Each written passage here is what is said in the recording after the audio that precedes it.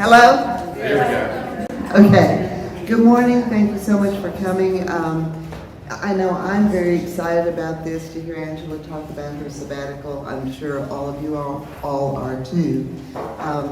She's going to talk to us afterwards if there are questions. Please raise your hand or something, because I need to come to you with the mic. The thing about the mic is, I know people in here, most can hear you, but for the video that we make of all of these, they cannot.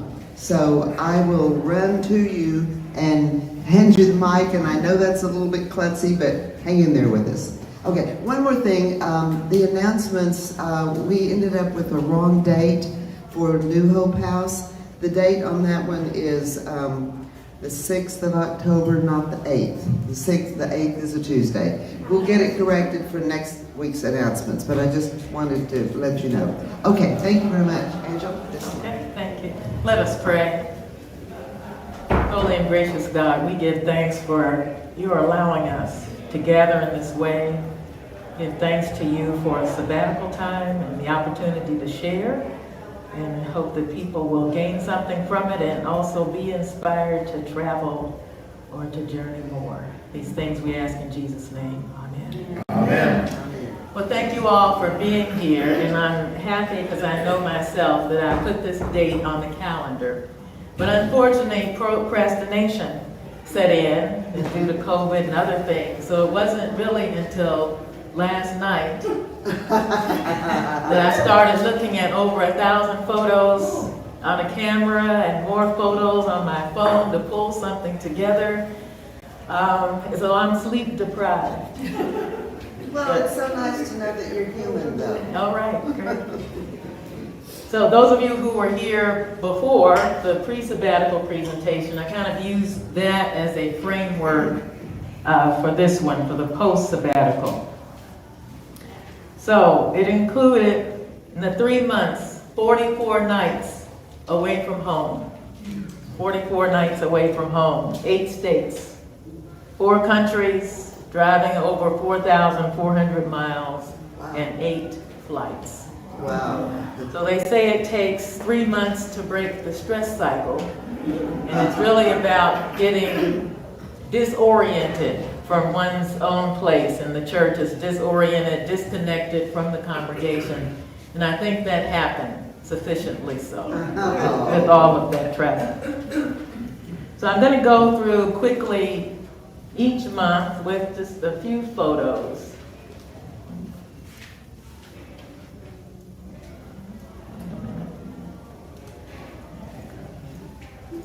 Technology's great when it works. And it was working. You're pointing it at the machine. The light's not on. So odd.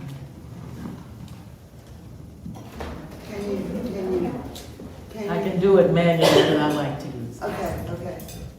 I don't know why it's not working. Might have Maybe another that was clicker. working. Now I'll just do it this way. So this was May. So May started out with a photo of me and my daughter for Mother's Day. My uncle, my father's brother, who will turn 90 in November. So I talked with him to fill in the blanks, gaps about some family history. And that's me and my father on a cruise ship in Alaska. And then from the ship, I bought myself a camera because I got tired of using the iPhone trying to capture things, and I was disappointed. That's not the way I saw it.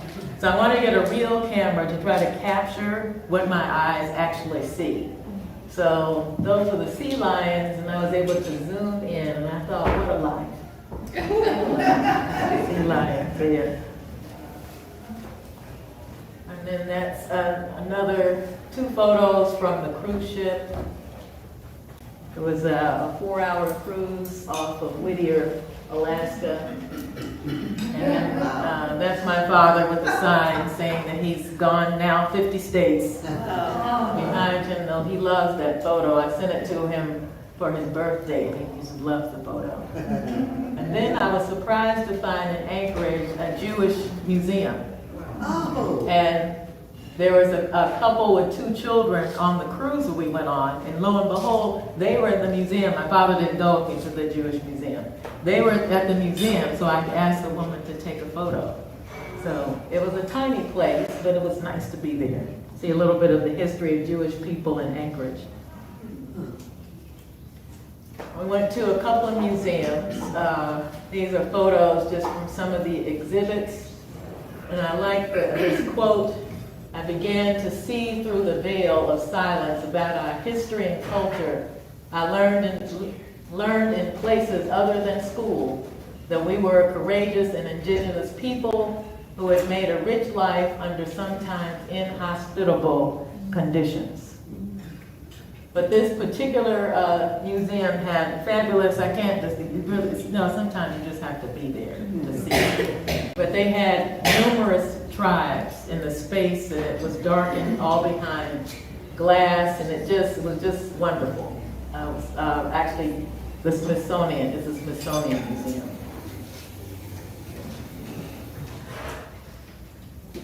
Then we come to June, the Jewish Heritage Tour.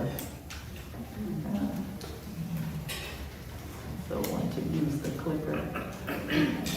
Bulgaria, where the red dot is where we began, and then came down to the left to North Macedonia. Actually, we started in Sofia, Bulgaria, went to Skopje, Ohrid, Thessaloniki, the Melnik region, Plovdiv, and then worked our way back up to Sofia.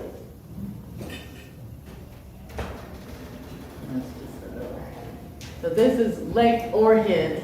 We had a meal there. That is the second oldest lake in Europe, 2 million years old. Wow. It's huge. We went out on a boat tour and went to a church that I don't have photos of.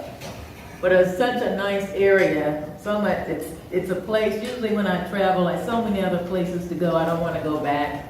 But this is some place I would love to go back to on a retreat. It's also known for pearls. I was able to find these pearl earrings at a good price there. But we had wonderful food. So that's our group. And that's a part of us.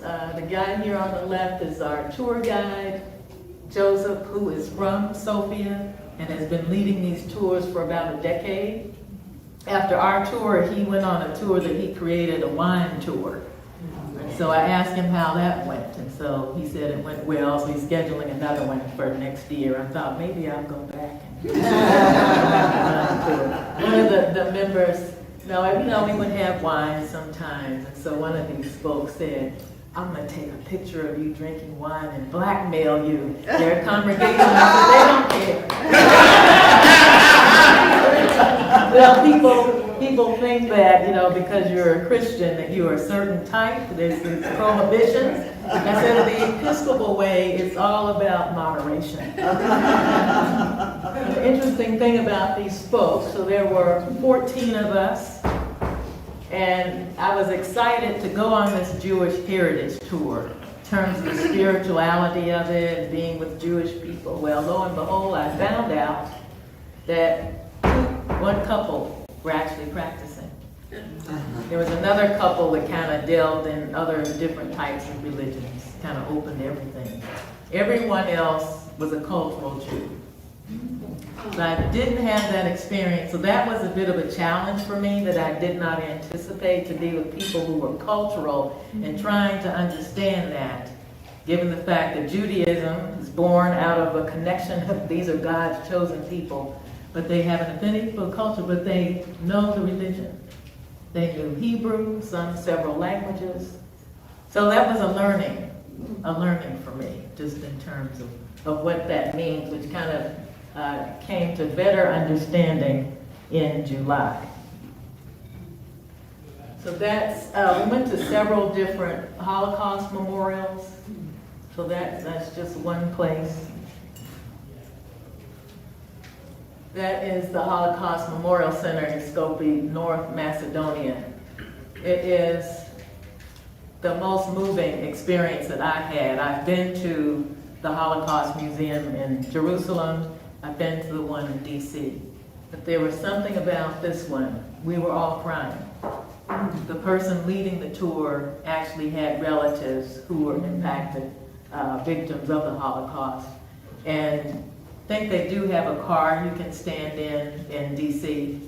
But the car standing there in North Macedonia and knowing that Jewish people were actually there in that place made a huge difference.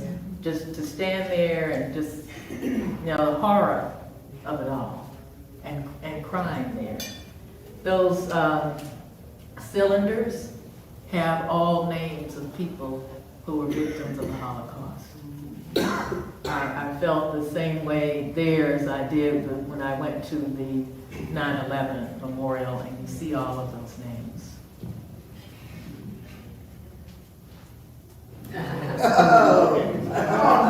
That ice cream dish was marvelous. Great. And that's just one of the occasions they had that one restaurant, the food was suspended and ours toppled over in the kitchen. But we had, the food was wonderful. Breakfast, lunch, and dinner, every place we went. We had a lot of seafood. There's always a seafood option every time. Now, you all heard me talk about, let me forget her name, the woman who was here. That reminds me of the scripture, the man at the gate in the book of Acts. So that is St. George's, Albana is her name. That is St. George's rotunda, built in the 4th century. You cannot take photos inside, and I ended up going there twice. So for those of you who've heard the story, I'll just repeat it for those who have not. But first, I arrived early, so this is in Sofia. I arrived early and had some time. I came across this place just walking around on my own, and this woman was there. She had a cup in her hand, and she had money in it. I don't speak Bulgarian, but you know what the body language is, what she was looking for. And I had no coins, I had not, when did that stand? I have no idea. I had not converted my money. Across the street from there is a gift shop, which is where I bought this top. The first day I was there, so I got the pink and green, which I'm glad that I did, because when I went back again, they had red and white. So anyway, the second time I went back, as I said, when we come back, as a trip we made back to Sofia to actually have a tour there. There was nothing part of the tour at the beginning that was on my own. So I said, when I go back, I'm going to give her some money if she's there. Lo and behold, she was there. She was much calmer. And I was able to go inside. This time there were not about 20 middle school students inside. So it was just a few adults, and I was able to be there like 20, 30 minutes, and sit in silence, meditating about being inside that 4th century space. And that's one of the things that was most amazing. There's another one I'll show with you as well. Being able to go inside of a space where people from the 4th century and beyond also worship God. I don't know why, I'm just kind of fascinated with that. With being a part of a religion that precedes me, will outlive me, but they're just very touched by being able to be there and sit and look at the paintings on the ceiling. There was a little gift shop there too. And so I was leaving, and so one of the women on the tour, Badia, so she went to probably more churches than I did. She was coming in, and so we talked, have you been to this place? And no, not yet. Well, let's go together. I said, okay, fine, take as long as you need, I'll just be outside. She speaks several different languages, so I thought, great. I can get her to ask Almama if I can take her photo and what her name is. So she was able to interpret, And so I gave her money and she stood up. And so we're looking at the camera. Next thing I know, she's down again. So I said, okay, now I gotta get down here. And so Bonnie, I was looking at the camera and Bonnie had said, she's trying to hold your hand. So apparently she reached over and I didn't see the peripheral vision. And so ended up with that photo of holding her hand. I've been so, I don't know, curious about her life. Guess I have a soft spot for women who are out on the street like that. She's obviously very young. She may be in her 20s. She may be a teenager. I don't know. So I sent the photo to the tour guide because sometimes in places there are people who are on the street like that and people know something about them. He said he checked around and no one knows anything about her story. So that was that. This is inside one of the Orthodox churches. I have several photos. I didn't get a chance to curate all of them, but this priest was here with crutches. And so I was going around looking at all the icons, and he was talking with some of the people from the tour. So he speaks a little bit of English, said he has a son in West Palm Beach. So I thought it would be great to get a photo with this guy. So they asked him if he'd take a photo. He jumped up without the crutches. Walked over there to stand, and so we took the photo together. So I thought about the fact he's Orthodox, and so he is preserving his understanding and way of Christianity. And although I'm not dressed in an official way, I too represent and practice Christianity in a different way that's not of the Orthodox. And so being there together with him in that space was great.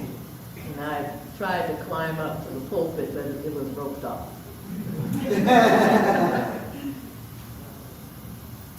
This is the Rotunda in Thessaloniki, another 4th century place. We could take photos there, but as you can see, there's nothing. It's just a big, vacant, open space.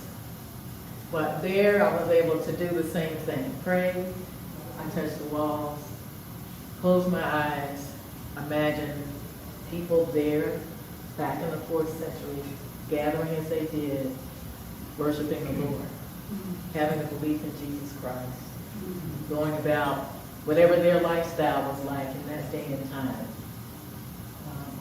Very moving to be there. This is another memorial, which was interesting because these came from the cemetery. The menorah that you see is off kilter. And there's a Star of David that's kind of leaned back. You can't tell it's leaned back, but it is. And the stone is down on the ground. And so the artist designed it that way because it represents the fact that the Holocaust was not pure and pristine, that it threw things off balance. Okay, that wasn't supposed to be in there. See, I was sleep deprived. And then a little fun. Life is too short to have boring hair. And then this other one says, inner beauty is fantastic, but a little balayage doesn't hurt. Whatever that is.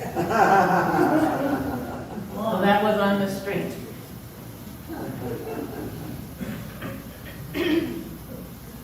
Then with my camera, so I have photos of nature. Whenever I saw something of interest, trying to capture that detail. Aaliyah, you can give me a grid.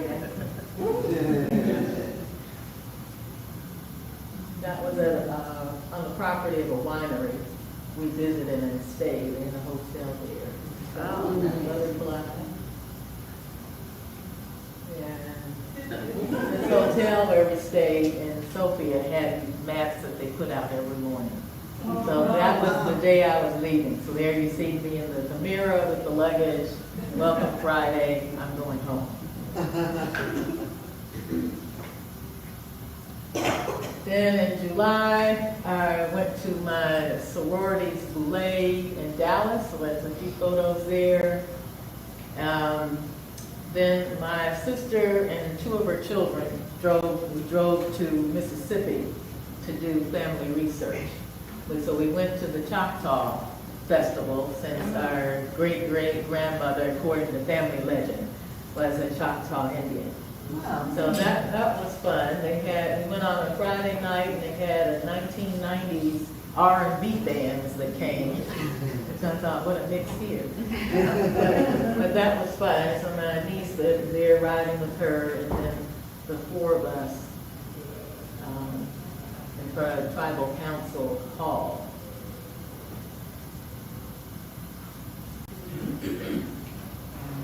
So family genealogy.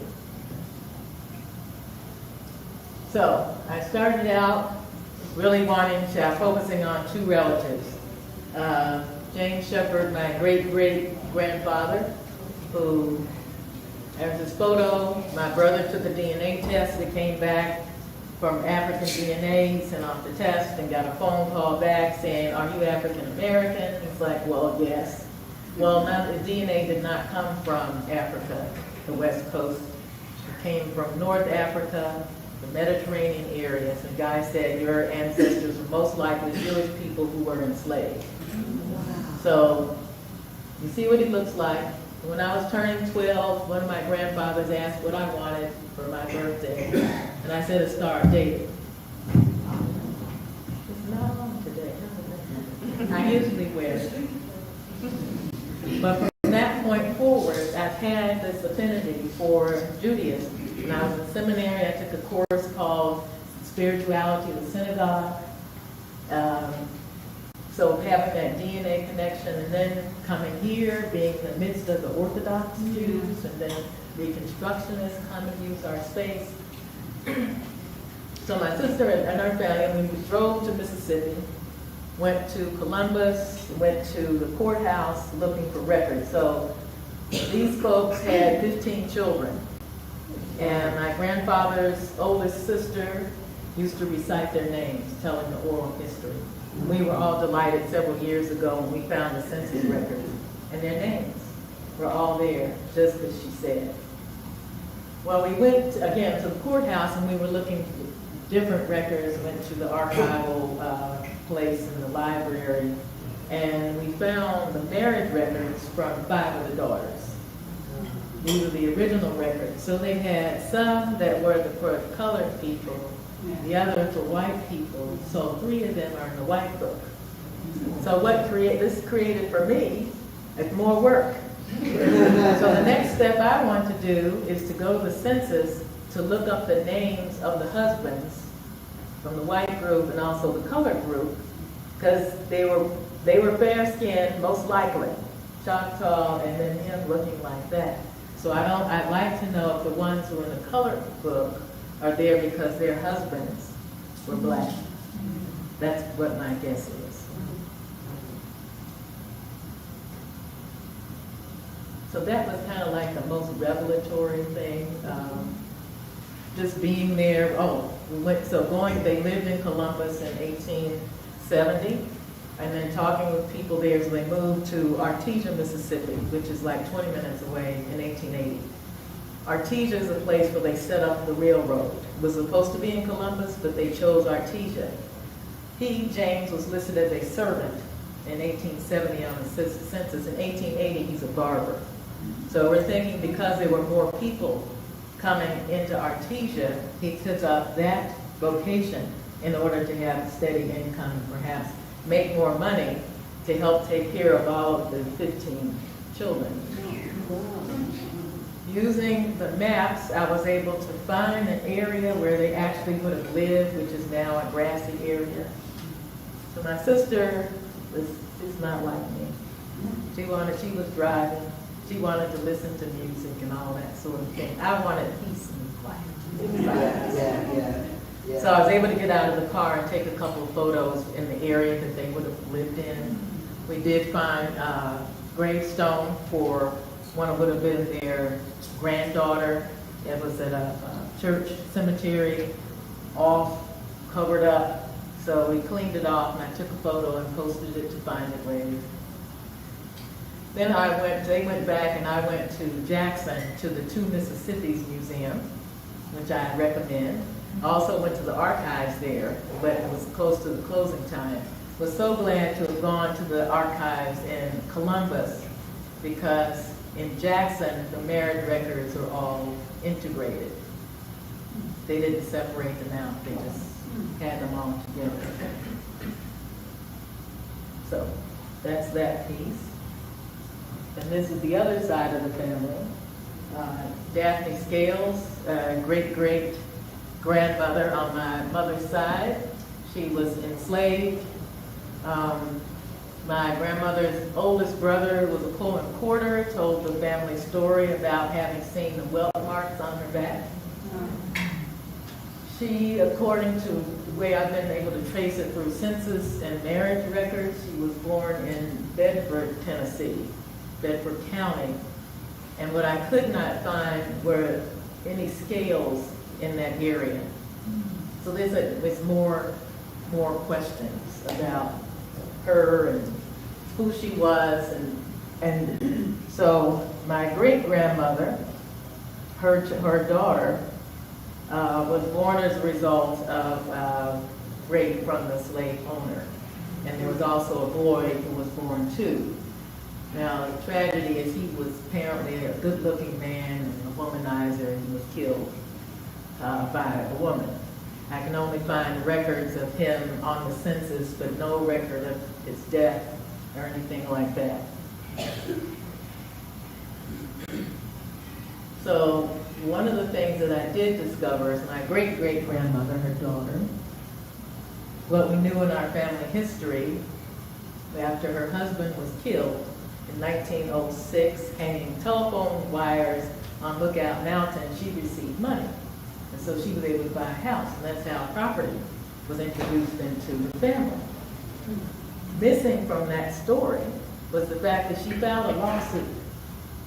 So if you can imagine, this black woman, 1907, files a lawsuit. It was a small article in the Chattanooga paper. Mrs. Andrew McCord filed a lawsuit, lists the attorney and the two telephone companies that she was suing for, basically for wrongful death. So death certificate shows that he died from a fractured skull. So finding out that that's how she got the money, and looking at the timing of it, my grandmother was the youngest, so she was 2 years old when her father was killed.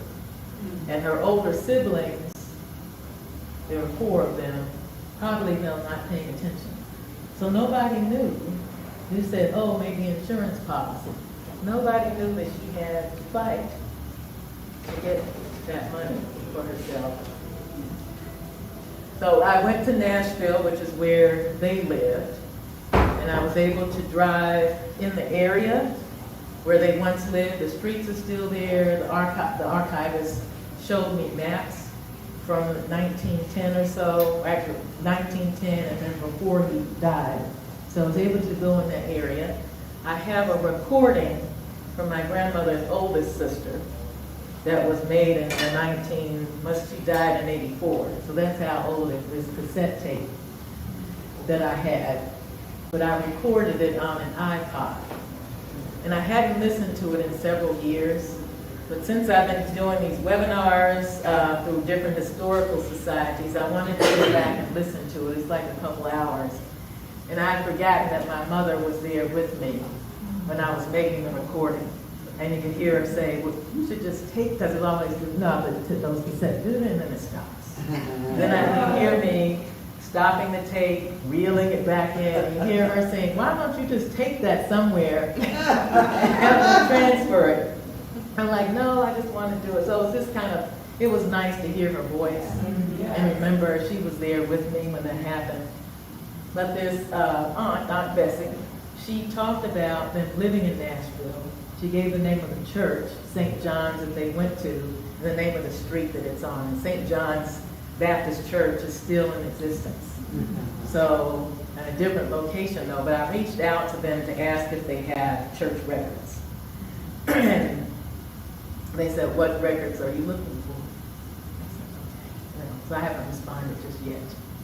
But just being able to drive in that neighborhood where the church was and where they lived, I got out and got gas. And I cannot articulate, kind of explain why I've been drawn to kind of be in the place where these people were, but it was very important to me.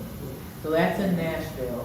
And then out in Murfreesboro is where she lived with her husband. She got married after those 2 children, married to Scales, and they lived out there on farmland. So a storm was coming and all this and that. Most people would have gone to the hotel. But I wanted to go there. So I drove out in the stormy weather. It's still mostly undeveloped land, farmland, a few $1 million homes popping up. But I just wanted to be able to go to the place where they lived at one time.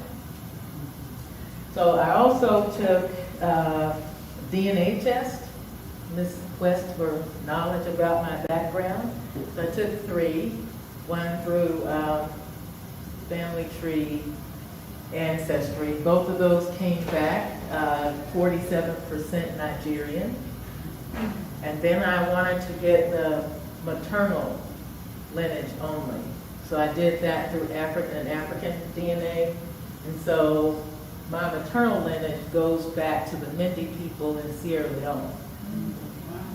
Those were the people who were on the ship, the Amistad, who overthrew their captors. So I thought about that, because this whole thing about the family history and lineage, that there are things that happen in the family that are carried through from one generation to the next. So you have those folks, you're not going to enslave us. They're going to capture you and take over the ship. Then you have my great-grandmother. My husband was killed wrongfully. I'm going to sue you. And I'm going to get the money, $10,000, which would have been a lot of money back then. Illuminations for his death. And so just coming along the way, that was very meaningful. So also on this side with my grandmother's siblings, I reached out to try to get more information about their children, because some of them I'm not certain of, and based on the census records, it's kind of sketchy. So in Ancestry.com, you can look up family trees.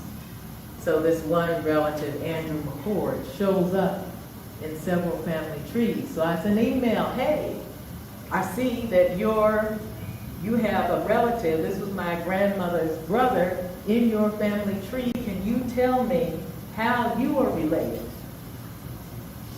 Only one person responded. Oh. One person. And I think that she has the wrong Andrew McCord on her tree. But I've been in communication with her, and I'm going to, look a little bit closer, because she lost contact with any McCords in her family. Her mother died when she was young. Her grandmother is deceased. And she looks white. Now there's Andrew McCord. Again, so his father was Native American, and his mother biracial. And I'm just not certain about the children that he had in different places. And I think that's all I say about that. So that's basically the end of my efforts to gather something overnight.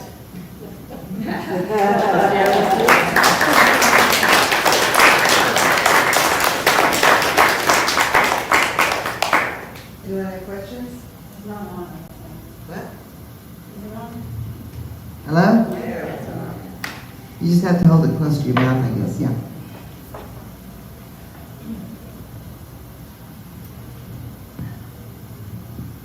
So you may have explained this, and it just went over my head, but I was just curious why you were drawn to the Jewish heritage group. And, Why? Is that the question? yeah. Because my brother took a DNA test that shows Jewish people is the DNA for him. DNA in siblings, I discovered, doesn't have to be the same. It can be varied. So when he took the African DNA test, it came back, the man who did the DNA, your relatives were most likely Jewish people who were enslaved, who lived in the Mediterranean area or North Africa. So the photo that I showed of James Shepherd, that's his lineage. Also found out, so he was born in Mobile, Alabama. There were Jewish people who made their way around the coastline, and that was a place where they settled, was in Mobile. Mobile also had a trade line up to Columbus, Mississippi. Can I ask one more? Sure. Is it possible that, is it Daphne Scales? Is it possible that her last name came from her enslaver? Yes, that's what I was looking for. Okay. There's no Scales that had property in Bedford County, Tennessee. There's some in Nashville, but not in Bedford County, which is where my great-grandmother was born. Thank you.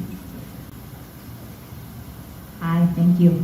So interesting. I remember, I think, when you did the pre-sabbatical class, talking about being so curious about James Shepherd, right, the ancestor lived in Mississippi, and wondering about, like, there not being a lot of Jewish people in the town he was living in Mississippi at the time, and what that was like. Just curious if you've looked into that at all more, or if you connected all the Jewish community there now. No, I wasn't able to connect with them, but talking with the archivist at the library, she did, because I was also interested in the fact that they lived, when they moved to Artesia, they were the only mulattoes amongst all black people. And so I was not thinking about the place that Jewish people have always held in our country of not being welcome. So they would have found refuge and been welcome in the black community. But I haven't found out if they haven't. That's another to-do steps farther.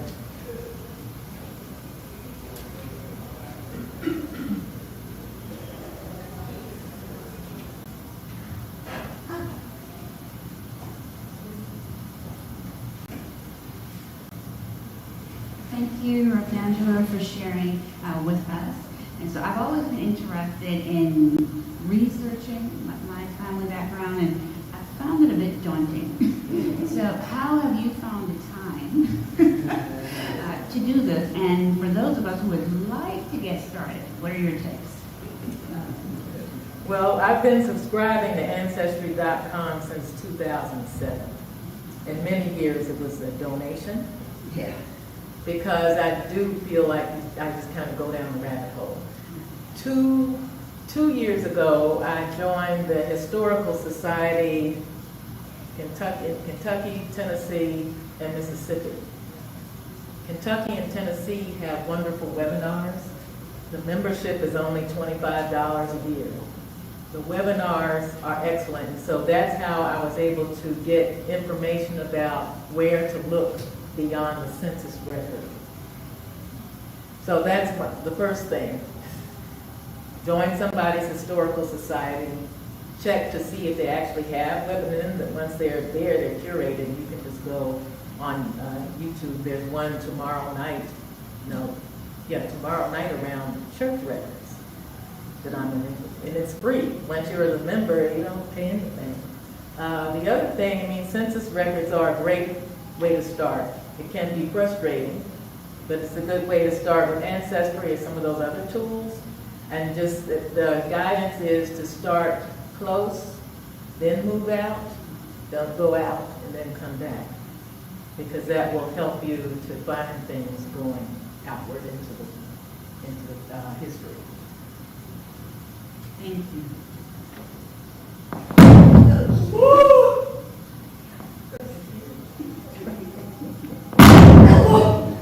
I keep telling you.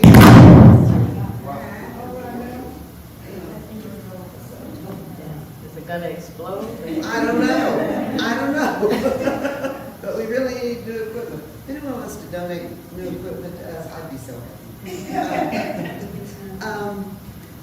Well, let me try. I don't know. Okay, seems to be all right for now, right?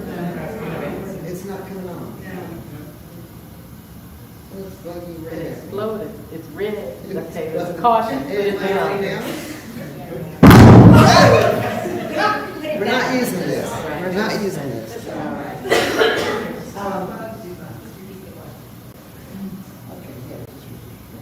I'm curious about how you came upon the name McCord for, I forget where it fit into, so in Tennessee, Chattanooga, but I don't recall who's relative. McCord is my great-grandfather who was killed hanging the telephone lines was Andrew McCord. His name was McCord, okay. Yes. Have you pursued the McCord connection much?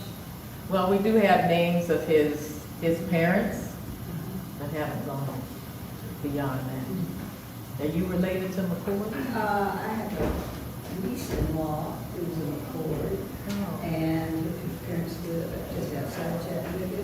Oh. So I thought there might be a connection with this McCord, your McCord's parents that you know about. Were they also from Chattanooga area? No, he was working in Chattanooga, but they lived in the Nashville area up that way.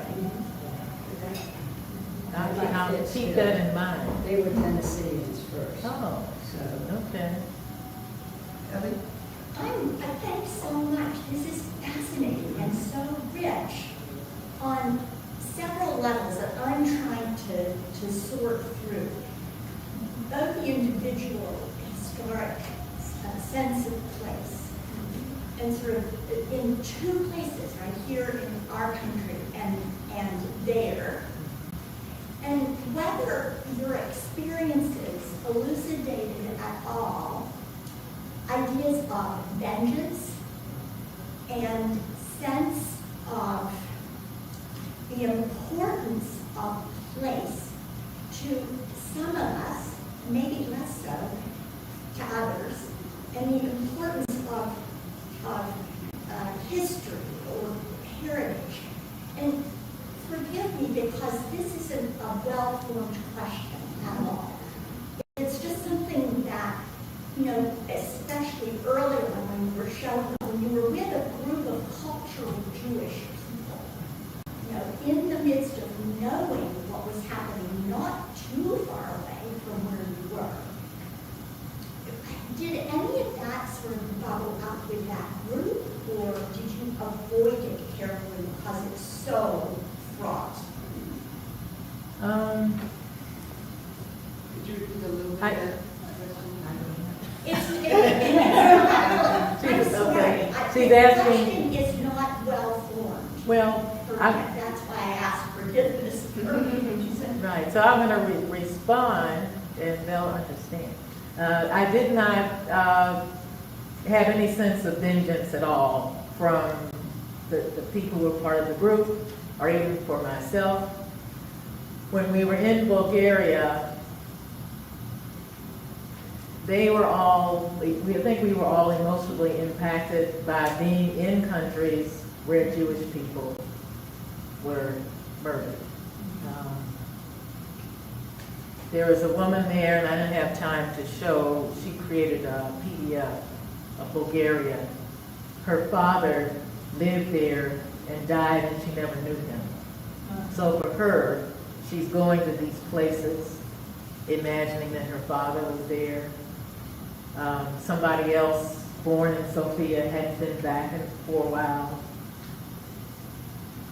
One of the things I've learned is that the population of Jewish people in those countries is greatly diminished. And the synagogues that we went to, very poorly attended. Like maybe 1,500 people in the country may be Jewish, and there may be 100 attending the synagogue. Was that partly because of emigration to Israel? Yes, that's what it is. I assumed probably. Yeah, because the interesting story is the Jews in Bulgaria were saved by a man named Petrov, who was not Jewish, but we learned that Jewish people lived around his community. He had a position in the government, and he was able to interrupt them being taken away and pay the price for it dearly. Lost his position, was without a home, spent the rest of it, was in jail for a year, spent the rest of his days living with his nieces. So that was an important piece, and there was a museum dedicated to him. So it took me a while to kind of catch up to what was really going on, just from my perspective of what I was coming from, and to integrate and to be receptive to all of the nuances of Judaism, which is part of the reason why I wanted to go on this tour. I think we will get cut off. Just one more. Okay, one more. For people in the room.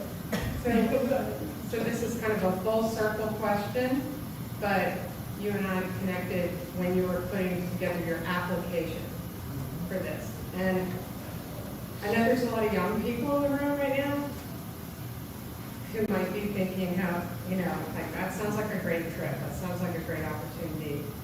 But when you did it, you had to put that on top of everything else you were doing. And you didn't have a guarantee that it would happen. And I just wondered if you could speak to that extra work. On the front end, it almost seemed like fake because you don't know. That's true. Well, the question that Lily asked is, what makes your heart sing?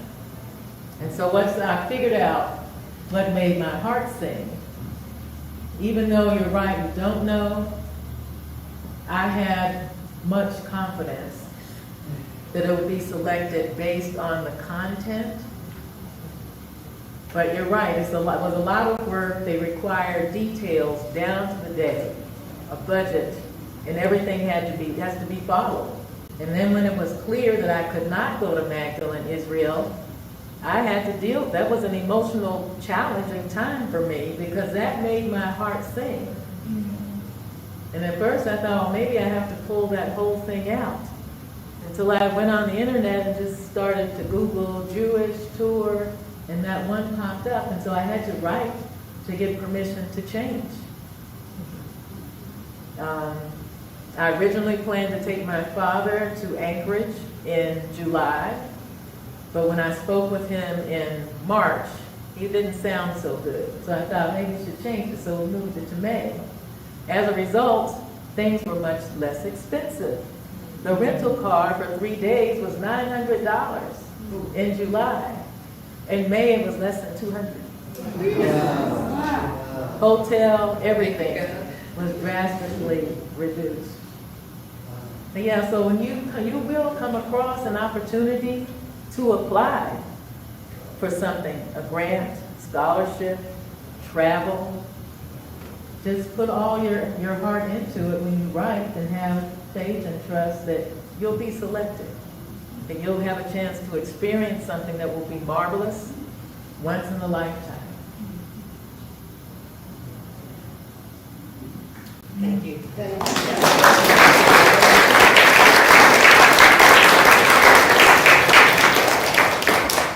Thank you all for coming.